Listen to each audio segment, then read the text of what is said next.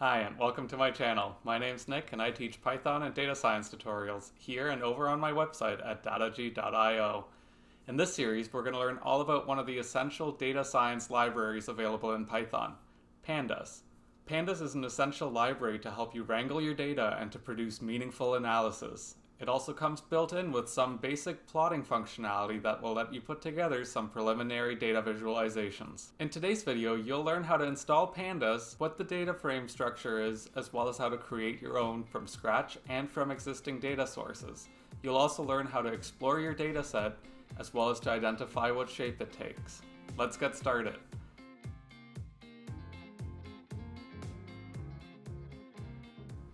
For the purposes of these videos, we'll use Jupyter notebooks in order to run our code, as it's a helpful tool by which you can actually visualize the data as it's being processed. Now, if you don't yet have Jupyter installed, let's take a moment to discuss how you can install it. The easiest way is simply using a pip command. If you're on Windows, load your command prompt. If you're on a Mac or on Linux, load your terminal.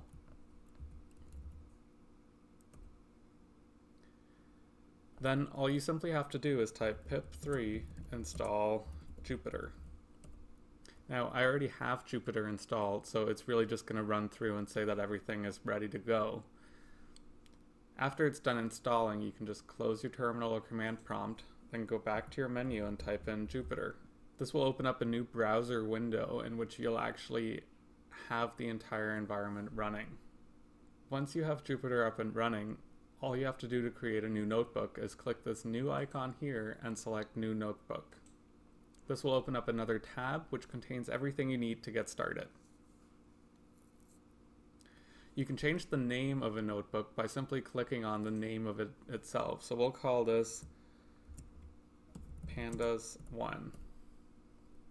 You can see here that the name has changed. The way a Jupyter notebook works is that you have different cells in which you can either write code when it's a code cell, or you can change it to a markdown cell and write helpful text to go along with your analysis. We're going to leave that code for now. Now, to actually get Pandas, you might have to install it if you don't already have it. To install Pandas, you can simply use a pip command. So I'm going to type in pip install pandas. Now, to actually execute this cell, you can hit the run icon, or you can simply hit Shift and Enter. Now again, I already have Pandas installed, so it's going to run a bit quicker, but it might take a few moments when you're freshly installing everything that you need to get started. So to load in Pandas, you would import the library Pandas, which you can do by writing import pandas. We're going to give it an alias that's commonly used called PD.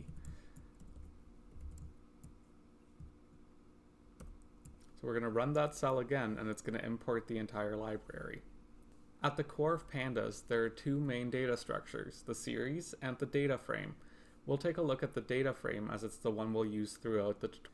When you search in Google what a data frame actually is, on the main Pandas webpage, you'll get this definition. It'll tell you that a Pandas data frame represents two-dimensional, size-mutable, potentially heterogeneous tabular data.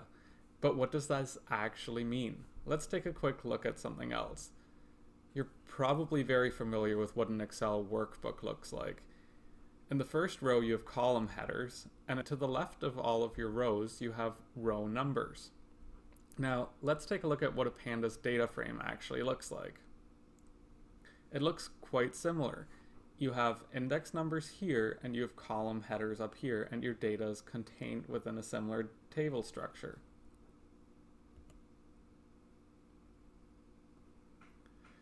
So within this, you actually have columns and you have rows. An interesting thing to note about this is that this column here doesn't actually have a label currently. This column here is known as the index. Now that we have this understanding, let's take another look at this definition. Two-dimensional simply means that you have rows and that you have columns. Size mutable means that you're able to adjust the size of both the rows and the columns, meaning that you can either add or remove rows and columns. And potentially heterogeneous simply means that you're able to have different data types within it, meaning you can have numbers, you can have strings, dates, and many other pieces of data. Now let's take a look at how to actually create one in our Jupyter notebook. Okay, let's start actually creating some Pandas objects. The first one we'll create is the Pandas series object. It's helpful to think of a series as either a row or a column in a data frame. So to start things off, we'll actually create just a single series object. We can do this by writing series equals, and you can call this whatever you want. And we'll start off by writing pd.series, and then in here we're going to include a tuple. So we'll fill in a name, a last initial, an age, an email, and say a weight. Now if we run this, we've actually created a series object that we can print out. So if we print this out, we can see that there's a bunch of data that's returned of the data type object. We can see that series objects work similar to tuples and lists where the index starts at position 0. Now let's actually create a data frame. So like I mentioned, a series can either be thought of as a row or as a column in a data frame. Let's first create a data frame where we have a list of series objects that return rows. And so we can do this by creating a data frame that contains a list of tuples. So we'll call our first data frame dataFrame1, and we'll write pd.dataframe, and notice the casing here. And now we're just going to include a list, and we're going to include some tuples in here. So I'm actually just going to copy and paste the example from our last example here. And then on a new row, and this isn't necessary, it just helps with readability, I'm going to include another tuple. So we'll include Evan D31, Evan at, and let's make him 170. So if we print this out now, we notice that we get a data frame returned, but the data frame doesn't have any column headers. This is because all we're specifying right now are the different rows of the data frame. In order to actually include rows, we can pass in another argument here called columns, which accepts a list. And so let's just include column headers for all of these different values. So the first one will be first name, last initial, age, email, and weight. So if we rerun this and print it out, we can see that the column headers have now been applied. So in this example, we created a data frame by passing in the different rows of the data frame. But you can also create a data frame using a dictionary by passing in the different column items for all of this. So we can do this by assigning dataframe2 is equal to pd dataframe, just as before. Now we're just going to include a dictionary. The different keys will be our column headers, and the values of each key contained in a list will be the different values of that column. So for our first key, we'll write first name, and then for the value of that key, we'll create a list of all the different records we want to contain, so Nick and Evan in a list. So we'll write Nick and Evan. Now we'll just include all the different items in here.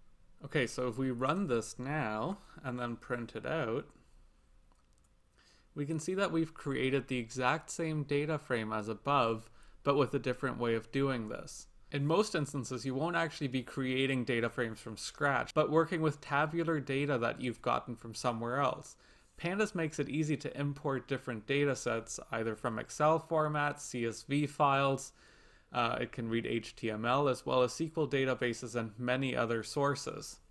So for the rest of this tutorial, we'll be working with a dataset provided by 538 used in this article here. They've made their entire dataset available, and I'll create the link in the description below. So the way to read in a CSV file, if it's on your computer or on the web, it's the exact same process. You can simply use the read CSV function. In this case, we'll call our data frame DF, which is a common abbreviation for data frame.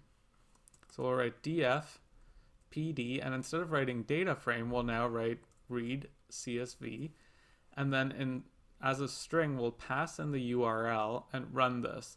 Now when we print this out, we can see that it actually returns the first 5 rows and the last 5 rows of the data frame, depending on what your display settings are set up to be.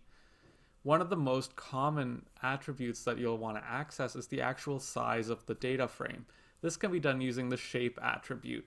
So to accomplish this, you would simply write df.shape and run this. And you can see here that it's returned a tuple, where the first value is the number of rows and the second value is the number of columns.